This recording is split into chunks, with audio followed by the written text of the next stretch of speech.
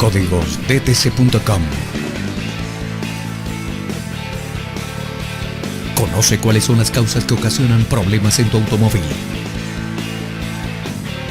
Examina los síntomas que presenta tu automóvil bajo la guía de expertos en la mecánica. Y consigue la solución definitiva a los códigos de fallas que diagnostique tu escáner automotriz. Todo aquí en códigosdtc.com, tu librería de códigos OBD2.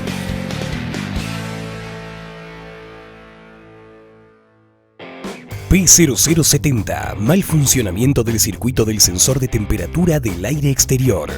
El sensor AAT, Ambient Air Temperature, por sus siglas en inglés, transforma la temperatura del aire del ambiente en una señal eléctrica. El PCM utiliza esta señal para inspeccionar el debido funcionamiento del sistema de aire acondicionado. Además, se informa la temperatura del aire exterior. El PCM igualmente recibe las entradas del sensor Engine Coolant Temperature, ST, y del sensor Intake Air Temperature, IAT, las cuales luego compara con las del sensor ATT, tras activar el interruptor de encendido por primera vez luego de un extenso periodo de enfriamiento. El código P0070 se configura cuando estas entradas tienen mucha variación entre sí. Cabe destacar que estas señales también son observadas para comprobar si son correctas cuando el motor está completamente caliente.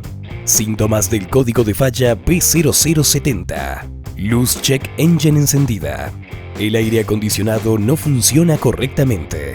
Lectura errática de la temperatura en el grupo de instrumentos. Causas del código P0070. Un abierto en el circuito de señal del sensor AAT. Cortocircuito del sensor AAT. Puede que el sensor AAT se encuentre en malas condiciones. Posibles soluciones del código P0070. Consulta los boletines de servicio técnico.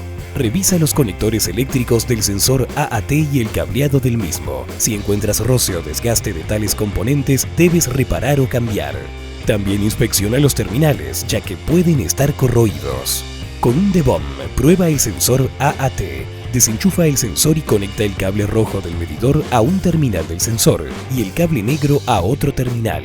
Si obtienes una lectura de 0 ohmios, el sensor está defectuoso. Debes cambiarlo. Suscríbete para recibir información actualizada de nuestra librería de códigos DTC. Si tienes alguna duda o sugerencia, déjanos su comentario. Para más información ingresa en códigosdtc.com.